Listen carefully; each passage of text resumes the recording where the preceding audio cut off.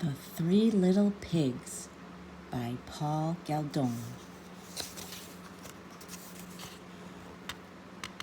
Once upon a time, there was an old sow with 3 little pigs. She had no money to keep them, so she sent them off to seek their fortune. The first little pig met a man with a bundle of straw and said to him, "Please, man, give me that straw to build me a house." So the man did, and the little pig built his house with it. Along came a wolf. He knocked at the door and said, little pig, let me come in." "No, no," said the little pig, "not by the hair of my chinny chin chin."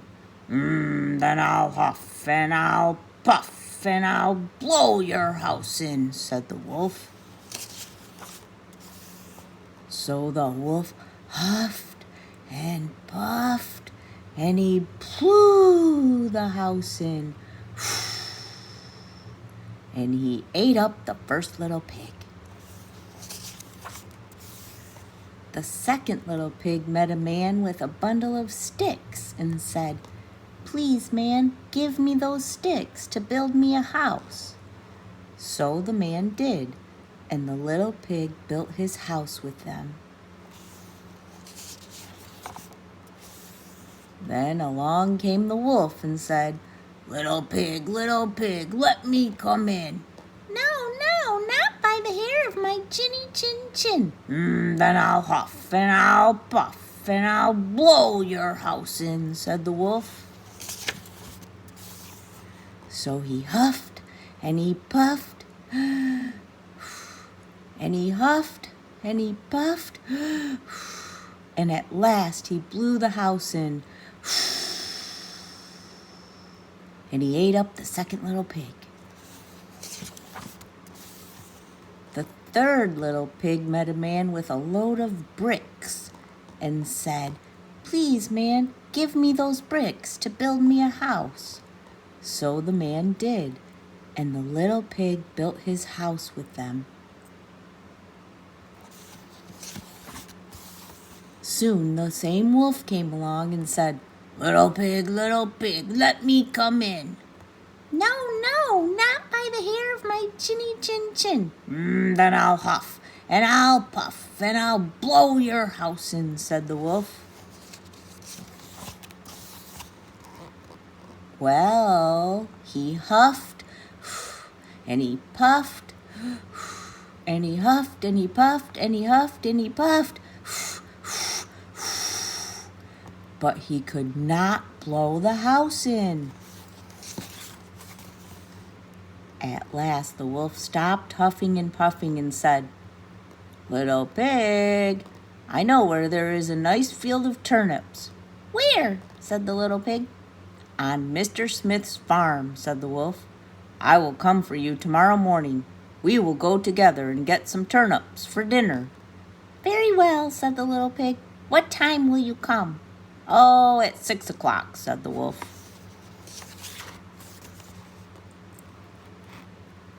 Well, the little pig got up at 5.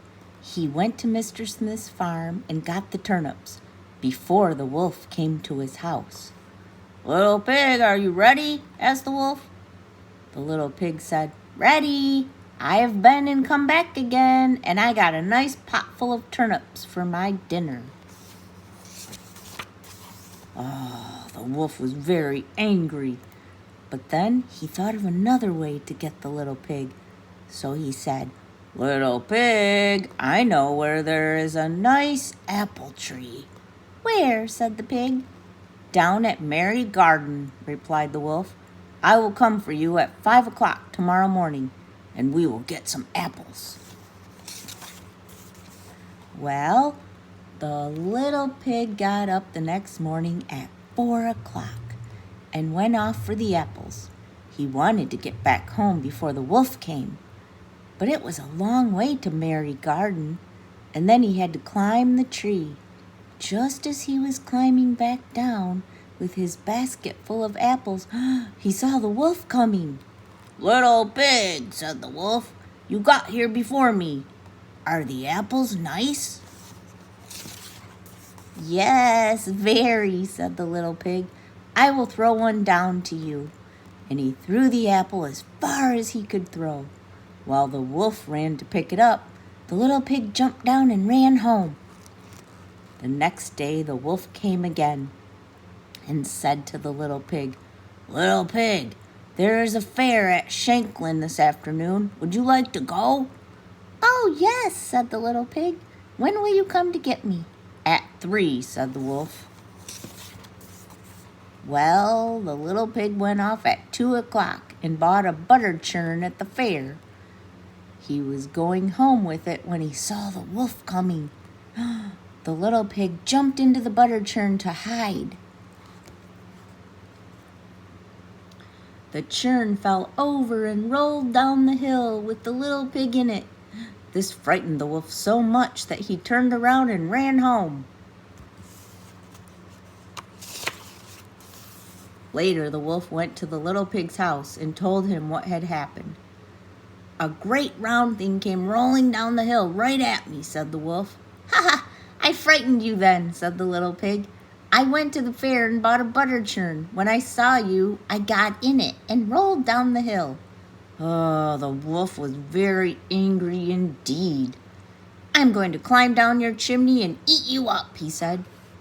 When the little pig heard the wolf on the roof, he hung a pot full of water in the fireplace. Then he built a blazing fire. Just as the wolf was coming down the chimney, the little pig took the cover off the pot, and in fell the wolf. The little pig quickly put on the cover again, boiled up the wolf, and ate him for supper.